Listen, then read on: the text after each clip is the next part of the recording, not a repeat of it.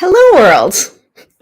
Welcome to today's Soulfire Spirit Stories. And with me today is the amazing, amazing, and beautiful inside and out Charisse Fontes, who will pop in here in a second. Today's topic, I see you. Um, it is something that Charisse and I both experienced in the past few weeks with individuals. And it's such a powerful thing when someone says to you that you see them, like see them inside out and the difference that that can make in that person's life. And if that's the ripple that we create, a positive ripple for the people around us, whether it's at home, in our community, or at work, it has an amazing effect around us. So, with that, we're going to dive into this conversation today, and we're going to bring in Charisse. Hello. Hello, my sunshine. Hey, girl, hey. Thank you for the laughs leading up to this in the past 10 minutes and the grounding. I appreciate you always. You're welcome. Yes. I love always talking with you. Always. All the days, every day, every day. Likewise, it's never enough. And it fits in perfectly with this. It's because we see each other. This is true. I love how, like, as I was like hanging out backstage and just looking at the title, I see you. It's so simple, but what we're going to talk about it's such a deep concept. And yeah, it's amazing. So yes, I see you. And it's the bringing it into the workspace. Like, I can't wait for us to get into that part of it. Like, what is possible at work and how that affects culture when people show up this way and hold space for each other. But before we go there, can you share your story? You were recently in Placerville, California. Yes. Was it in Placerville that this took place and you met an individual? Yes, it took place in, I think I know I was outside of Placerville, in Folsom, I want to say is the town that I was in. And I went there for a little shopping rendezvous, hanging out on my solo retreat. And it was such a cute little town. And I started to walk the street. And I guess in order to share the full context of this story, it would be helpful to share the fact that one day I bring up, we have a German Shepherd, gorgeous German Shepherd. And whenever we're walking her, we get comments, oh, she's so beautiful and all of these things. And so I brought to my husband, I said, well, if dogs are reflections of their owners, why don't we say that? Why don't they say we're beautiful? Or why don't they say we're gorgeous? So kind of like that's preface to the story. So I'm walking so then my husband said, next time we see someone with a dog, we're going to say, you're gorgeous. And so is your dog. So I was like, cool, done. So I'm in Folsom walking the street and I see this woman with this Boston Bull Terrier little dog, cute little thing. And so I went up to her and I said, your dog is beautiful. And since dogs are reflections of their owners, you are beautiful too. And it started this conversation. She received it. And I mean, a less than 15-minute comment turned into an hour and a half conversation. And as we were saying our goodbyes, she said, you see me, you saw me, and then she had reflected, she's like, I saw you too coming down, like coming towards me. And it was just like this thing. And it was just to be seen in a swarm of people or a swarm of whatever you're going through or a swarm of the day and the hour and just, is such a powerful thing. And I mean, our conversation, was what I needed at that moment. And I was what she needed at that moment because we both saw each other. And that was such a deep thing. That connection with a complete stranger, by the way. Yeah. That's what we need in this world and more of. because there's kindness within that too. But to have someone in such a short period of time say to you, like, you see me, Yeah. whole, like, what a profound way to Hmm. impact someone's life. But it creates a ripple. So you and I talk about planting seeds with each other all the time. Um, and sorry, let me move something out of my space. Um, and what that actually means in terms of just the positivity that flows in our world and beyond our world. And I mean, I think this is a great time for me to kind of just share a little bit of the story where someone recently said the same thing to me. I was doing an energy clearing with someone, and the process of doing so, like, y- you're invited into someone's space. And it's a very kind of humbling experience to be able to share that gift to help somebody through whatever it is that they're dealing with. But the conversation, it wasn't just an energy clearing, there was a conversation around this person's journey and where they are in the world and where they want to be. Hmm. And in the end, the closing line that this person left me with was, "Thank you for seeing me." And it's just holding space for somebody for that one little moment, and then what does that ultimately mean for others? So, how does that show up at work? How can we help others have that show up at work? That question is so big only because the answer I think is so simple. In order for you to see someone, you must see yourself. And that really requires silent moments with yourself and just really understanding where you are in a space. Um, but I think as you were talking, it reminded me of just as a doula, just being invited into that space and just honoring that this is a moment that, I mean, each moment that we have is a moment that we won't get again. And I think that being present plays a big part in how you see another person. For example, if I just kind of walked by and I was on my phone to this, and walked by this person and said what I said, there wouldn't have been that there. I wasn't present. But because I was present in that moment, um, and I was with myself and I was already, had the space I needed. Again, you can't give what you don't have.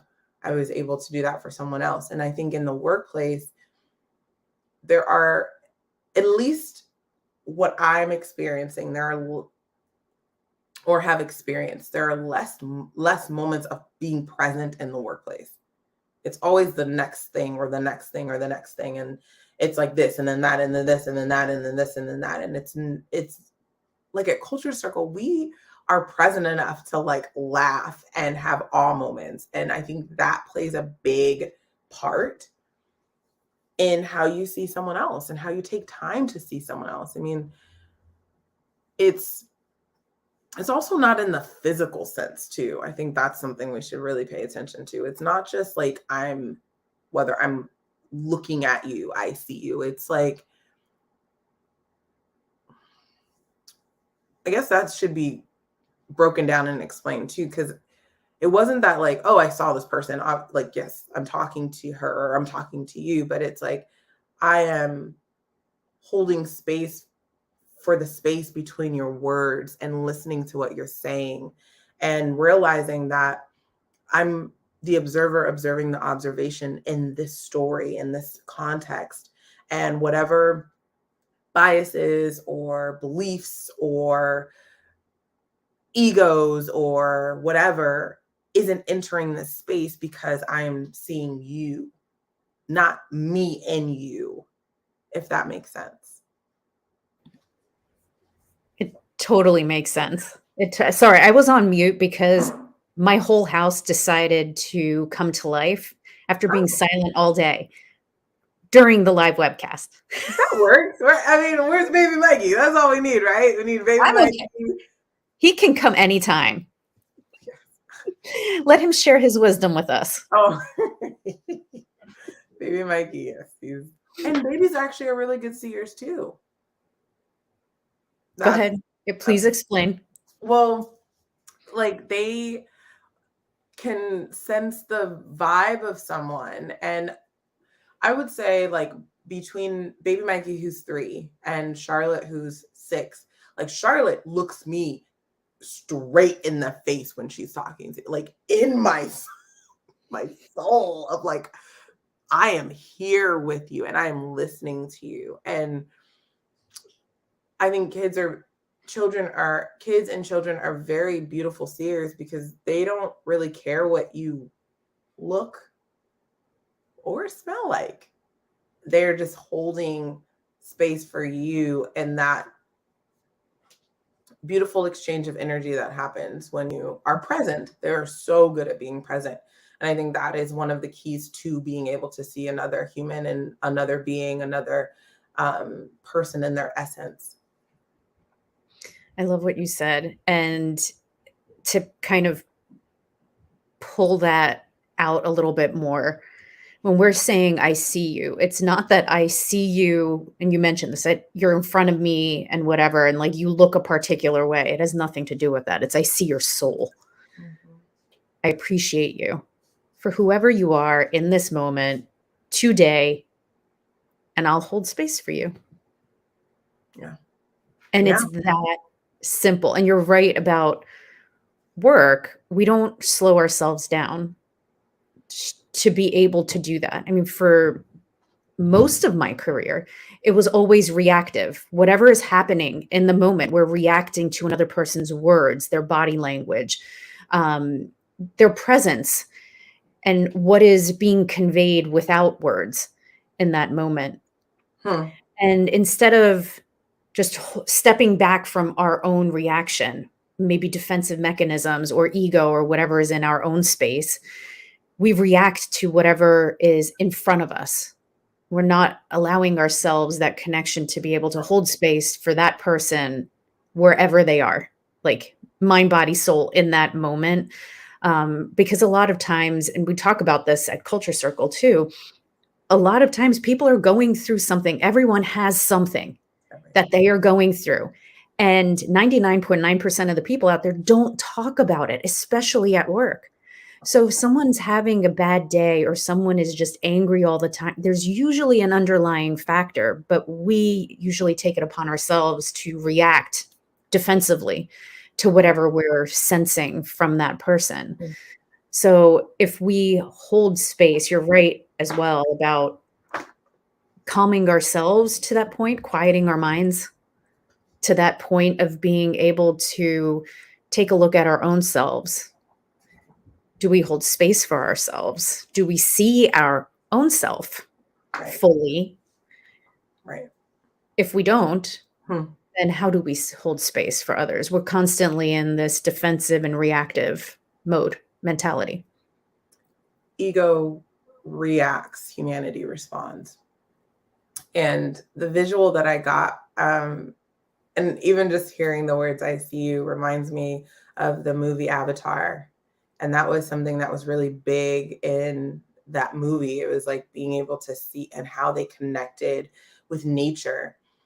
And it was such a beautiful demonstration of how they saw themselves connected to, I think it was Yahweh, the like the tree, like how they saw themselves connected all the way down to how they honored the food that they had slayed for the day, like just everything.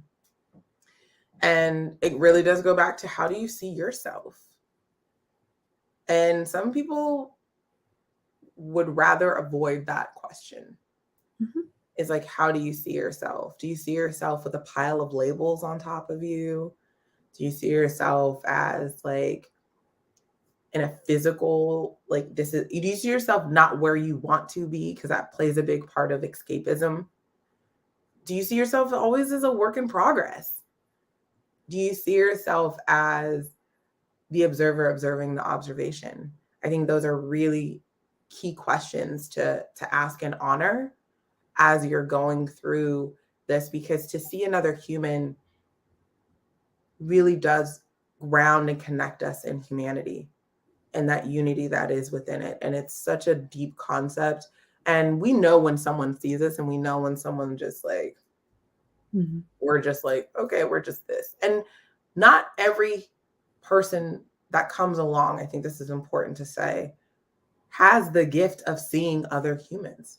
I think that is, there are some people that are really gifted in that, and some people that have that ability as well, but hold back because they're, what are they going to think of me? And I can recall being a little kid and being able to know and see things of others and just being like, I am weird and nobody's going to like me if I'm weird. Well, guess what? The woo woo works. And like, there are some, you find your tribe, and like, it just works out. And I've been able to help folks heal in physical, spiritual, emotional, mental spaces because I'm able to see past whatever society, whatever ego, whatever. I'm just able to kind of see past that. And you have that beautiful gift too, Andrea. And I think it's more common in us than it's not common. Agreed. And I love that you said that when you were younger, that you were like, I'm weird. I know what that feels like because I had the same thoughts up through adulthood. Like if I actually show my whole self, bring my whole self and allow people to see that, I'm not going to fit in with normal. But this led me to you, and we found our tribe. So it's this, it's a different way of being. I wish I could bottle what we have within Culture Circle and share it with the world, because businesses usually don't operate that way. And there's usually hierarchy and divisiveness, kind of positioning, or like you kind of push people out of the way because you're vying for attention. Literally, our tribe has none of that. There's no ego in any of our tribe members' spaces. But this, what you were saying, like, people need to take a look or try to take a look at some of those harder things within ourselves. I know you've done that work and I've done that work. It took a long time for me to go through those questions, and there were embarrassing things in there and humiliating things and things that I just wish I never had done. It took a long time to get past that and to the point where you realize that this is all a learning. It's one piece in that journey. And today there are no regrets. I am who I am. It resonates with some people, not with others, and that's totally okay. I've got my tribe, and that's what matters to me today. Which brings us to a conversation you and I had and recorded a year ago around Ubuntu. Ubuntu. When we see people, I feel like Ubuntu is core to that. So I am because we are. I am because you are. I accept you. I see you. I honor you as you are. Yeah. My humanness is existent because of your humanness. I am not threatened by your greatness because you're good. Your greatness makes me great. When you shine, I shine. When we shine, we light up the darkness. That is Ubuntu at its core. It is the connectivity that weaves us all together, no matter how many times we try and take the scissors of ego to cut the thread. Just, it's there. We are connected in that way. And, you know, I think it's one of those words that just goes so deep. You can't create divisiveness with Ubuntu. It's one of those words because of the meaning of it. And I loved that was our kind of like our first conversation. And it was something that, it's a value that we hold, we practice, we live. It's a lifestyle. Ubuntu is a lifestyle that you choose. I choose to wake up every day and know that I'm going to honor the best way I can. And sometimes I'm not always on it. That's okay. But the best way I can, the humanity that is around me. And it's a powerful concept that can heal nations. It can heal a lot of different things. It just, there is no ego in Ubuntu. And I think it's because we still operate from ego. Ego still is that thing that's just there, and we're not really, addressing it, naming it, taming it, those types of things. It doesn't mesh well with Ubuntu. It's like oil and water. Completely. I'm just absorbing what you just said and thinking through, like, well, what does that look like in business too? And in our tribe, what does that mean? Yeah. And how does Ubuntu show up? That we literally hold space for each person, however they are in that moment, that day. Yeah. But there's no questioning each other's authority or expertise. It's that we all bring value together. And I don't even like to use that word, bring value, or those words, but the idea is we're enhancing each other. And because we have each other, Right. it's, you say this all the time, it's collaboration.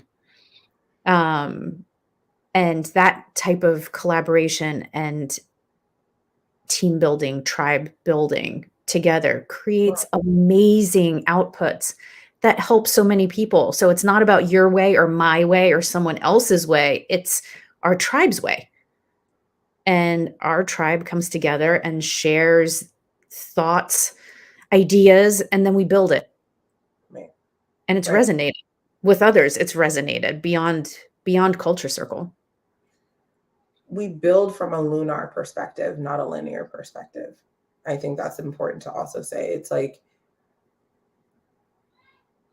and I go back to something you said, it's like, I wish we could bottle up what we do. I really do as well. I wish other businesses could experience what it's like to be a part of a company and an environment that is like this. Because I've never worked, this is the place I've always wanted to work at.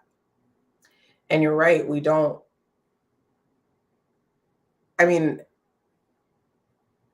I was talking to a new hire the other day, and I think she's like, I don't know, 4 months in somewhere at her company. And she was like, I thought the honeymoon phase was supposed to last a year. I'm like seeing all this stuff now. And it's like, and then I'm like, get so surprised when I hear like I was just talking to Luisa and Maria. It's like, Lisa's like, I'm coming up on my year. March is when, and I'm like, what is happening? Like, it doesn't,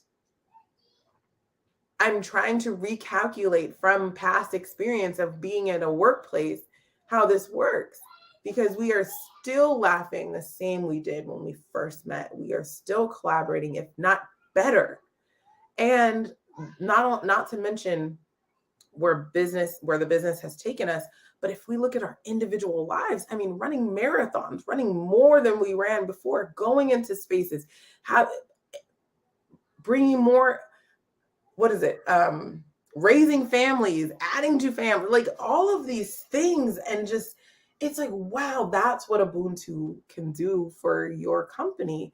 It can extend past and put you in places that just, we question, like, wait, is this real? Like, how did this happen?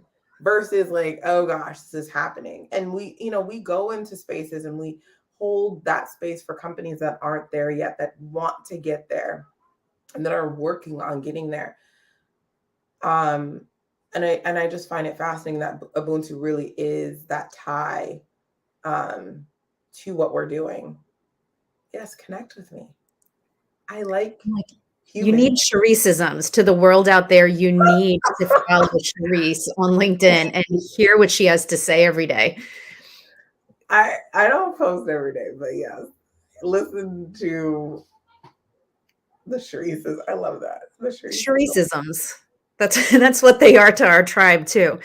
It's wisdom in a few words. It's wisdom, and it's things that are so thought-provoking and deeply, soulfully insightful that it helps us all pause for Hmm. a moment and think, it could be a different way. It could be a new way, which, by the way, as Culture Circle, that's what we're doing every day. So, Ubuntu and Yes. the way we work with each other, it's not like every time we gather together, we have to remind the team, these are our team values. This is how we want to operate. And Ubuntu, use Ubuntu in your language to each other. It's none of that. Are you being Ubuntu right now? I think I need a t-shirt with that. Are you being Ubuntu? It's this just honoring of one another, and in the act of honoring one another and the act of holding space for one another too, you see each other. And it's that we don't need to even think about being mindful of the words we are choosing to speak. Like, I Hmm. was in certain work situations long ago where I had to edit everything that was coming out of my mouth, not just what I was writing on paper because I was in communications, with leadership, but literally I had to be careful because every single person and personality Hmm. had a reaction to everything. And there was lots of politics. So, how can you bring your whole self or be yourself, more importantly, and just be you Right. when you're constantly editing language? And I found that within Culture Circle, none of that exists. We share with each other. And if we have another idea or a different way of expressing ourselves, we share that with each other too. Like, have you considered saying this? Or like, because this is how this resonates with me. And it's all conversation. Right. So you've brought this up many times in conversation. And I want to start this with the words conflict resolution, which we hear in business all the time. Conflict resolution, and you need to have the skills to resolve conflict. Hmm. When what you've brought so wisely forward, um, with some of our clients too, is just ask questions, be inquisitive instead of that going back to what we said at the very beginning, being reactive and jumping. Yeah. So go ahead. Well, no, I was waiting for you. You were gonna say something, and then I will respond. Then I looked at you and I was like, it's Well, Friday afternoon. it's Friday afternoon, y'all. Just so you know. Well, I mean, I guess I can jump in and say, like, I think, and I'm not trying to go too far with this, but I really do sense that there's something in the words and the energy in the words that we use. Even by saying conflict resolution, you are affirming that there is a conflict that needs to be resolved. When in truth, it's probably some type of miss of communication or lack of clarity or something that just, there is something that just needs to be addressed. And conflict sometimes really does sound very hard. Um, and it's like, it leans on the scale of being specific. What if you went in general? Like, what would it look like? It's like, I have a certain feeling about this, and this person has a certain feeling about this. Well, if you took that feeling and took this feeling and talked about it, is there a way for you to collaborate cohesively so we can get this stuff done? Is that possible? And what you would find is when you bring a different outlook to the table of conflict resolution in the sense of humanity and seeing the other human, it gets, not only does it resolve itself, but it rarely comes up again because you're dealing with, again, the thing. Um and yeah, we do a lot of that actually. And it's fascinating as, again, as the space holders, it's really fascinating to see what comes up in these spaces and to realize how a lot of it is ego driven. A Mhm. lot of it is ego driven, and it's sometimes there are no difficult conversations. We make conversations difficult, putting it that way. But then again, it puts it on us. It really does come back to self and center. It really does. And if we're not talking with ourselves and centering, we are going to catch and see a lot of the things that we're like, oh, that's wrong, that's wrong, that's wrong. And we might not know we're perpetuating that. I think it's a big thing to pay attention to. But yeah, I think conflict resolution is really interesting. The word itself is um, kind of like an affirmation, but not in the right way. Mhm. Does that make sense? I don't know. Yeah, well, when we're mindful of our language and what we're saying, what's the energy that's being brought into a place? So if we're calling something, we'll just keep playing with conflict resolution. You're bringing something really negative, like conflict. It creates a feeling inside of us. Right. Just say it, hear it, look at it. If you see it on something, Right. conflict.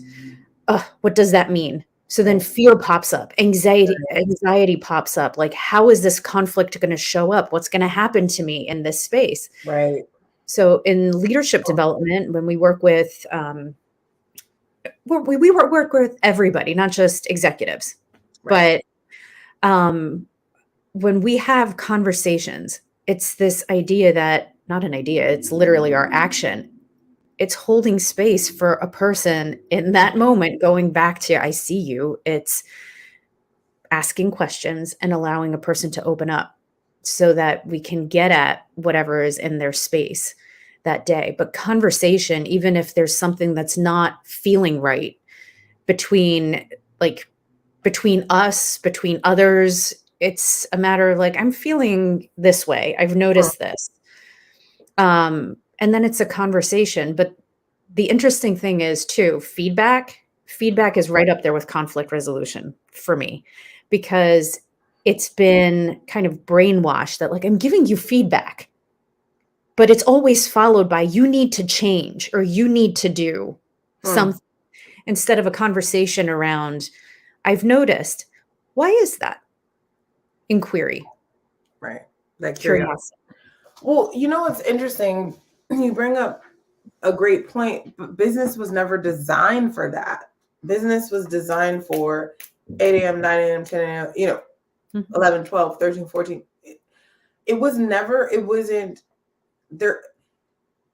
I'm sure there are people that might be listening to this that are like, okay, when will I have time? Oh, ooga booga, kumbaya. Like, when do I have time for some of that stuff? That's probably a good question to start too. If business hasn't created the space for humanity, then that's a big problem there. Humanity doesn't need to create space for business. Business needs to create space for humanity. And that's like, how do you look at, you know, I've been in people ops on the side of HR for most of my career. I've been, and I will say in all of my career, working career, I've always engaged with people on deep, intimate, and basic levels. And I will tell you that it is part of what has made me very successful in the roles that I've had and in the business that we're doing is creating enough space for that lunar component of humanity and knowing that the business components will work and function, but they will not work and function if you don't. And you are the most important component and factor into this. So why wouldn't the space be created for that? Why wouldn't that space be held for that? I remember just this is a story that just I will never forget this. Like I became really close with a coworker, and she had shared with me on the first day that she started, she had her fourth miscarriage, and I was just like, oh my goodness, I I don't even know what could have been done to hold space for her at that time. Again, that's something that most people do not share. A lot of people do not share that in the working space. But in the lens of people ops, in the lens of being there for the humans, you get to hear all types of stories and hold space for all types of things. And that really started a conversation between her and I. And I'm not going to go into the details of the story, but like healing started there. And now she has 2 amazing little humans. And I can tell you, when you position yourself to hold space for people in business, they will surprise you with what they can do. Humans are always the variable, good or otherwise. And businesses do not do themselves a service by just seeing the title, the label, the review in that moment, but being able to say, there's something about that person. I can see greatness in that person. But in order for that to happen, you must see it within yourselves. You can't give what you don't have. If you don't recognize that, how are you going to attract that? And I know that businesses are trying to do better, but they're trying to do better on broken systems. So, for example, we changed up the word performance management because guess what? You don't need to manage another human.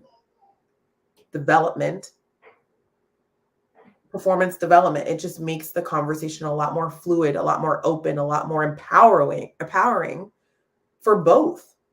How, this is just a phase in your development, not in your management. Like, it's just so interesting how these things have come about. So it's really businesses, because we spend 1/3 of our lives at work, have such a beautiful opportunity to do this for people. Thus, those people go out there and do this in the world. There's like so many different avenues and angles. And yeah, those are just a lot of my random thoughts here. Not random thoughts. It all fits together. We need to touch on HR and the conversation that we had the other day, but a shout out to Anna Maria, long time no see, and to Mike P. And what Mike P says here around the Industrial Revolution, spot on. And that's really what you were touching on. What led to the way we work today was founded roughly 150, 170 years ago. And workers were needed as like cogs and wheels to get stuff done. People had to follow a process, fall in line. It creates production. You optimize production, value, efficiency. We still hear those words in companies today. So it's changing that, but changing that mindset. It's a mindset shift. It's a reframing, as we like to say. It's a reframing of the language around what creates a work environment and workplace culture. You see your people as cogs in a wheel. You don't honor their humanity. And it's not about snowflakes, as some people like to call it, or, squeaky wheels. And it's really not about that at all. It's honoring the humans who work for you. Is there a way that you can give them work-life balance, ultimate life balance? Do they really need to be in the office from 9 to 5 if we live in a virtual space? Sorry for all the noise. I'm hot. Do you want me? Are we getting loud? We can get loud. I'll get Mikey and start screaming. Bring the kids in. All the noise is fine. You're at home. This is your home. Well, this is our reality these days. Like, this is how we are present at work. Mikey, it's always been the reality, though. And we haven't allowed ourselves to be that. Right. The amount of stress as a working parent, just speaking from my experience, but other working parents throughout the course of my career, or people who have long commutes, people who have fur babies. There's always something, and you have to hide it because it's seen as a weakness, or it's judged. It's perceived a particular way by the bosses. And then bringing us right back to HR.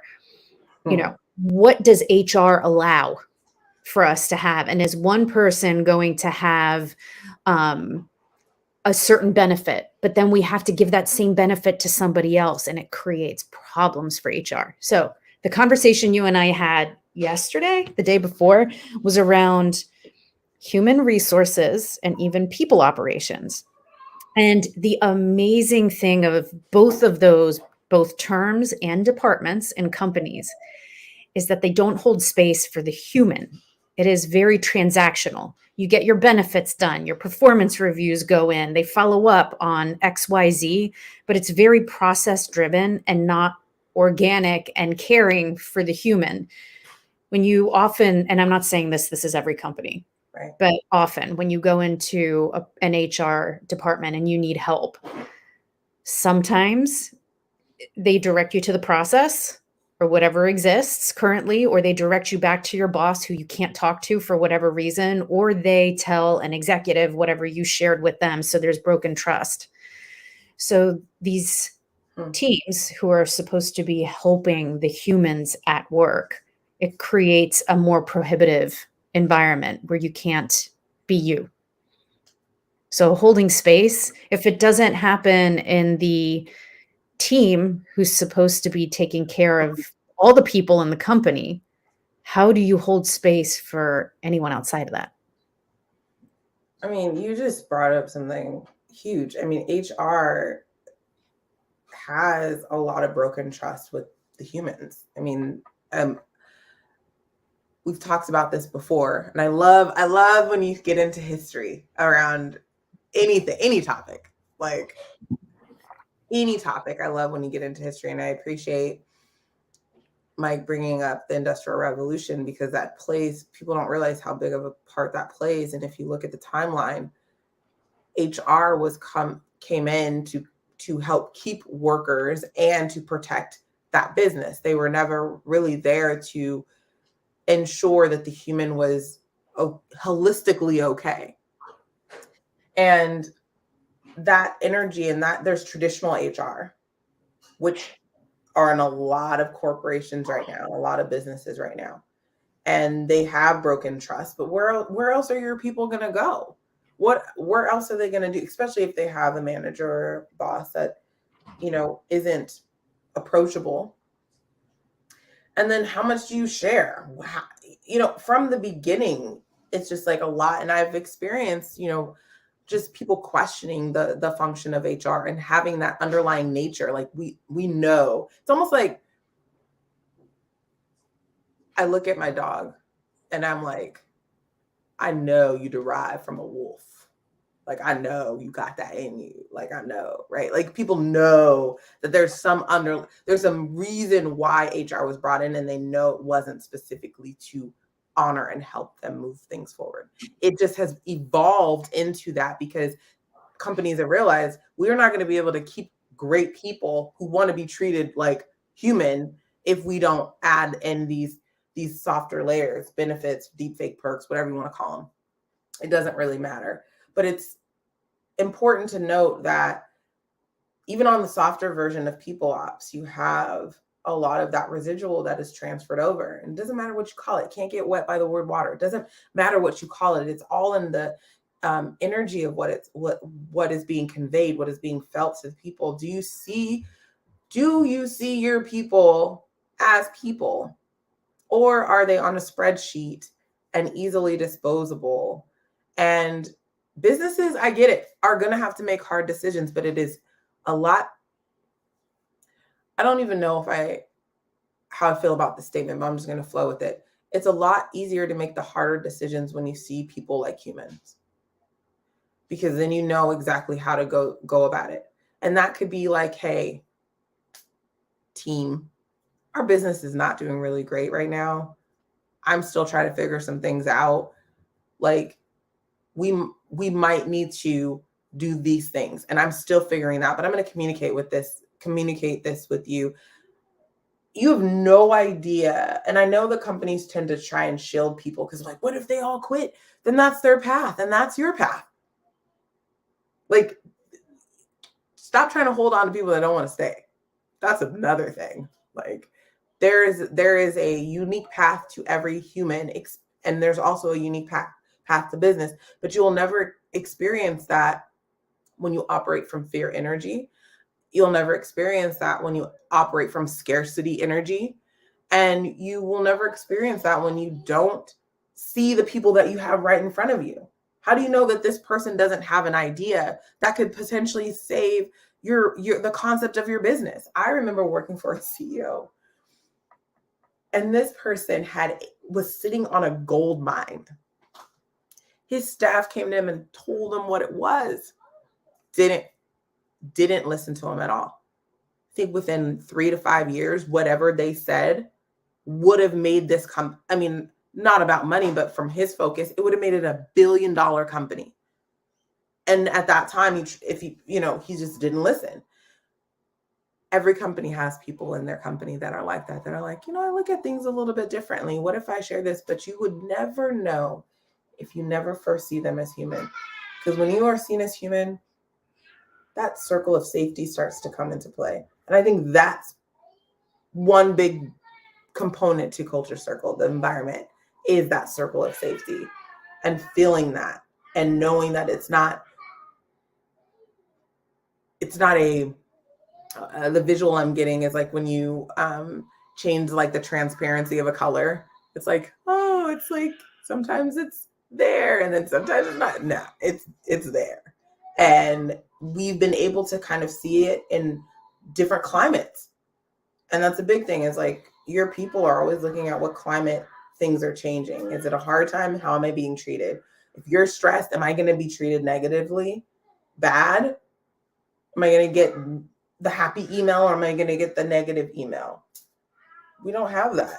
I mean, if I'm upset about something, I will tell you, as a leader, if I'm upset about something, I am not sending emails. I'm going to go deal with what I have going on, so I'm not transferring that to the next human. Mm-hmm. Or interrogating someone else, client, tribe member, whatnot, because of something you heard from somebody else. Like it's that environment where you're constantly on pins and needles, and then your whole team is constantly working from a space of fear and anxiety. Yeah. That is not a productive way to be together as a group, which actually I want to share what Anna Maria shared. Spot on. And people usually don't see, HR and executives usually don't see it this way, because they feel that if they have to, well, let me backtrack. Anything people related is usually boiled down to benefits or perks. And that'll keep your people happy, except that's not what people are necessarily asking for. I mean, the benefits and the perks are great. Right. Thank you, companies, for offering that for your people. Right. But it goes beyond that. And if companies take time to actually listen to their employees, treat them a particular way, just in basic conversation, right, and be fully aware of how like a leader is present and consistently present with people too. If you have someone who's like up, down every day, your team is going to be operating in fear. And to the example that you used, if you have a team member or multiple members who have brilliant ideas, but there's no space for them to ever share it, or it's just shut down immediately with no explanation, because not every idea can be implemented. But is there conversation around why it's there, or why it can't be? So people are limiting themselves then, and companies are limiting the potential of their employees. And it's become cliche to say this, your greatest asset are your people. But it's total truth, because without your people, you don't have a business. And if your people are miserable, they're also your grassroots brand ambassadors, and news travels fast. So if they're going to be out there bad-mouthing the executives, leadership, the way the company functions, or their experience where they feel like, I'm just being used, I have to work 80 hours a week, and the executives are still calling me midnight on Saturday night because I got to do X, Y, Z. It's not, a company is not seeing their people. and they're not valuing either the people. The people are on an Excel spreadsheet. There's a number attached to them, Yeah. and it comes down to ROI, which is tied to performance reviews. And a lot of times at the end of the year, who gets cut? Because they're numbers. If you see your people, as you said, it's a different environment. And you bring up something that just, I don't know if this is widely understood, because there's this concept of people over profit, and then there's this concept of profit over people. Mm-hmm. Actually, both can exist really well together. They can both exist and be amplified. And to the point of Anna Maria, like, companies that are like, we want, productivity is important to us. Well, the most productive type of person is a person that is not operating from fear or anxiety or running cortisol all the time, or like list all of those things. And companies don't realize that, yes, you can offer, meditation Wednesdays and like yoga Fridays. If you yell at someone, if you're sending emails on Sundays and they work Monday through Friday, or if you're just treating them like crap or not seeing them as human, or you're gossiping, or even if you gossip to them about someone else, that creates fear. There are very simple ways to avoid. I just wonder, like, and I did this at one company. It's just like looking at all of the benefits and how much money and benefits, perks, and all the stuff that go into it, and looking at the retention, attrition, and all of those things. And it's like, you are almost wasting money if you can't get the basic of kindness in your company. Because eventually that person's going to leave, and you have no idea what they're, to your point of like, they're your ambassadors. They're, if they're saying bad things, they are the culture. They speak within the culture. You have to be as a leader, as HR, even HR, you are outside of the culture. You have to be invited in through passage of trust. And if you don't have that, your people are going to run the culture how they want to run it. And that will reflect on your business as well. And it's like, we need businesses because they're important, and businesses are fun. It's cool. I have an idea. Make it a business. That's awesome. I love all of that. We need people to really help cultivate those things. And people really want to be treated like human at the end of the day. And they want to be paid well and appreciated well and compensated well and valued well. Like, all of these things are pretty simple.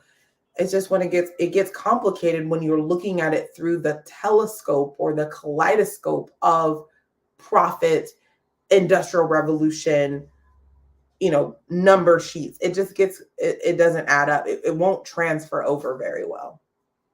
I hope that makes sense.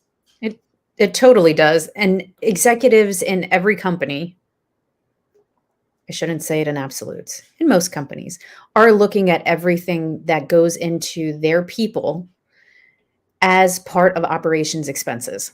Mm-hmm. So it boils down to a number. Yet, you touched on a word, kindness. Kindness is free.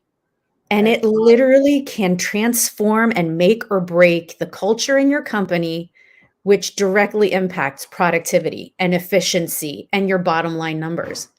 Kindness.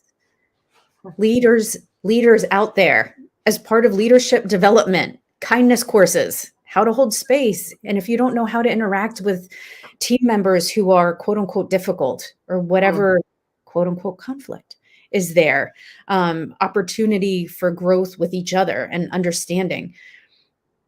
that is an opportunity to learn how to bridge that gap that you have in Right. your skill set, Right. because you as a leader in your organization can make or break the employee experience. Yeah. Kindness is free. Kindness Free, is free. nice. If you invest in anything, learn to be kind. Yeah. That's, yeah. And that's it. So I don't think you can see another human without having that kindness as a foundational component. And I know that it is. I think of the quote, change is hard at first, messy in the middle, and gorgeous at the end. We're trying to get to that. Companies, we, us, humanity are trying to get to that gorgeous part, but we need to get through the hard and the messy. Mhm.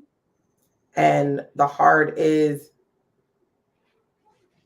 reconfiguring the systems that were never set for humanity and sorting through the mess of all of it, because it is messy. Humans are the variable. There's going to be mess there. And I'm not saying you coddle each human being. That's not what I'm saying, because business has its linear path and rules, and you must honor that as well as honoring the lunar part. It's the yin and yang. Mhm. It's the thing that, the gravity that keeps us here and also allows things to float away. Like, it is that concept that I think that I have this knowingness that businesses, when they do adopt that, when they do kind of look at it from that perspective, will thrive beyond what they could ever imagine. On that note too, seasons, Mm. and recognizing that every human has a season. It's not about being Gen Z Hmm. or baby boomer or any of the other generations before, after, in between. Every Hmm. single human is going through a season in their life as we go through different lessons and learnings.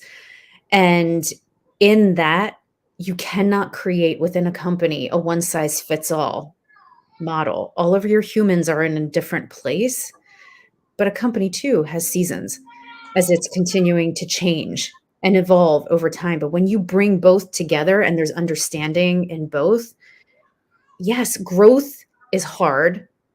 Change, that messy part of change, in most companies, that's constant.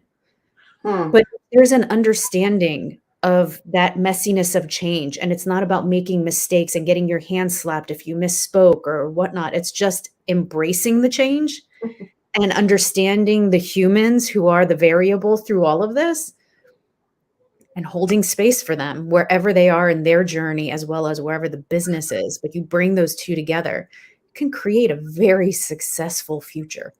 Not just for your company, but whatever you're here to accomplish, whatever your vision is for the world. All companies were set up to bring something forward Right. for humanity. Well, if you're bringing that forward for humanity and for people, whether it's business to business or business to consumer, you're Hmm. about reflecting on your own humanity within your own organization and what those people need. Yeah, I mean, when you bring up seasons, I just reflect on culture circle seasons. Like, we we follow pretty much the four seasons of nature and know that. I mean, I remember talking to someone, I think it was like in November, and she was just like, she was she was on a Zoom for work and then talking to me, and she's just like, oh, I'm just so over this kind of thing. I'm like so tired. And I'm like, well, it's winter. We're designed physically and for hibernation to slow things down. A lot of companies are like, let's, we got to close this, we got to close that. It's like going against the grain. And again, realizing what season are you in? Are you in a stagnant season? Because that is also something that needs to be honored and held and spoke about. It's like, oh, we're not moving in the direction that we want to move right now. We're kind of stagnant. And acknowledging that could spark a conversation of, well, I thought about this idea. And all of a sudden, you've just moved the momentum to get you out of that stagnant season. The rest season, companies are now coming up with burnout. Well, burnout has always been a thing. People have been masking it really well. And now it's like, how do we honor the seasons of business paired with the season of humans? I think that's a really good conversation, because it can be done. We are doing it. I've seen other companies do it. I was just going to add to that I think the key here is what Culture Circle is doing as well. Mhm. Most companies make excuses. We can't give you more than 2 weeks vacation, employee, because we have a company to run. So you have to earn extra time off or whatever it is. And we have our company affects other companies, and it's just this constant cycle. So they're making excuses for it, where for us, the business that we're in of culture work within companies, we're not brought in where cultures are just operating so seamlessly. It's like heaven for all employees. We're brought in when leadership or employees recognize that there's an opportunity for change. Right. And that energy that's in that space is taxing, and it takes a toll on all of our tribe members at Culture Circle. So when we look at our holidays, it's not based on, well, okay, everyone else in the world is going to have off on this one day, but you need to come back the following day. It's based on giving our team, our tribe, what they need for rest. Right. And it's never a question of wait, you took off how many days this month? Everyone delivers whatever work needs to be delivered. Everything always gets done as it needs to get done. And we don't contain our team, our tribe, who is like family. Tribe to me is stronger than family. But in that space, we don't say, no, don't do that. No, you can't do this. And instead, what we're finding is that every member is thriving in their own way. So is the company itself. And that, when you have happy people, it flows into the client engagement as well. Yeah, you're absolutely right. I mean, we have our designated treat yourself days, and then we even extend that. And I mean, there's space for when things happen. I know that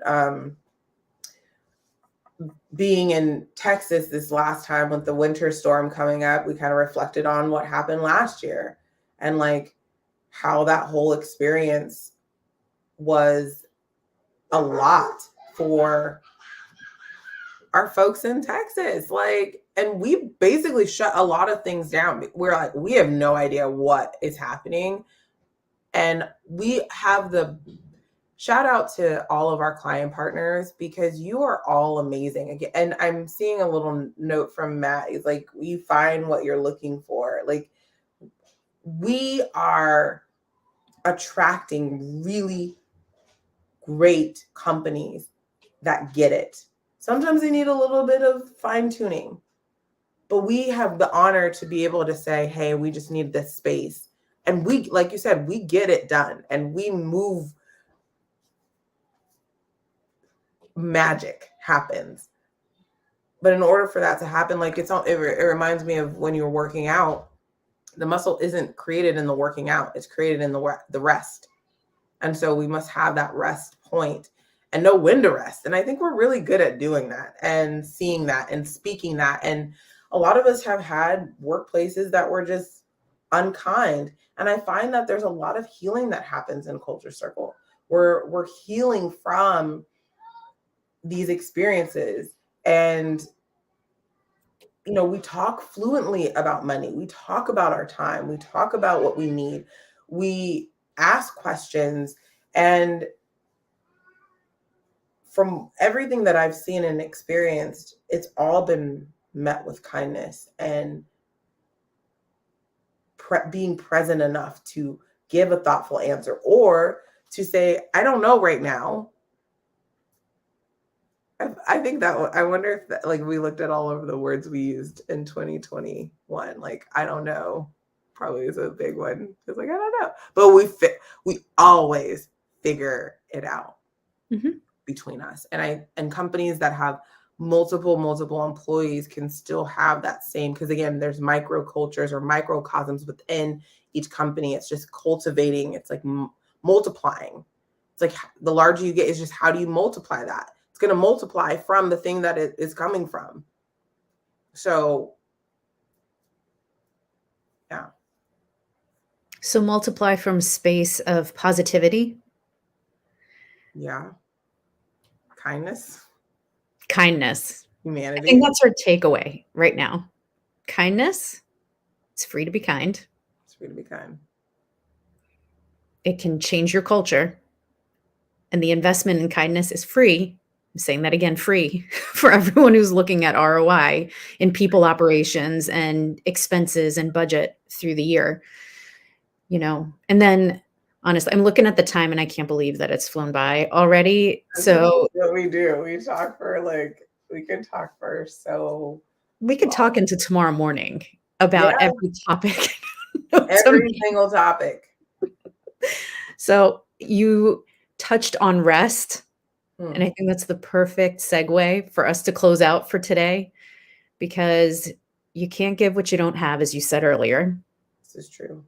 And to hold space for other people, you need to take care of yourself first and recognize your own journey and where you are so that you can fully see not only yourself, but then have the opportunity and ability to see others in full. So, to everyone out there, rest, take care of you. And Charisse, do you have any final words?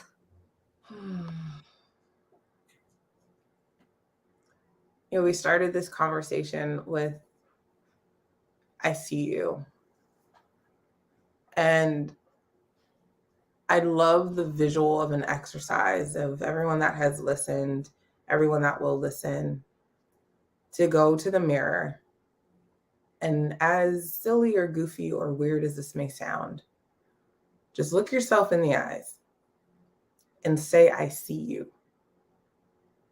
And repeat it a few times and say it deeply and know that what that feels like. And I can't remember who I was talking to, but so many times we don't want to be seen. We don't want someone to see our dark side or this or messy parts or our unfinished bits or whatever it is. But we are a dichotomy of light and dark. We are what we are, and we are in different stages and phases. So don't be afraid to be seen in moments of incompletion or in progress. And as you see yourself, know that you are still in progress. You are still headed to that destination. This is a pause scene in a movie. You don't know the ending. So it is a beautiful thing to see yourself and then be able to see another human. So I encourage you, out of everything that we've shared, to just come back to that. And that is what's going to help launch all of the other little bits that we talked about. So that's what I'd like to say. And thank you for having me on this conversation and topic. Always. I'm speechless. Thank you. That was the perfect ending to this particular episode. And may these deep thoughts to the world out there who's tuning in today or in the future, may you carry these words with you, that you are precious. And as you see yourself, you are able to see others. And that's what creates that positive momentum, positive force, positive ripple throughout the world. It can start with you. Don't wait for someone else to pull the trigger on that one. It starts with that kindness for yourself. And then from there it flows. And that energy is magic in how it can transform the world around you. So thank you all for tuning in today. Charisse, please come back again I will. soon. For having me. Welcome Thank back. you. Bye, all.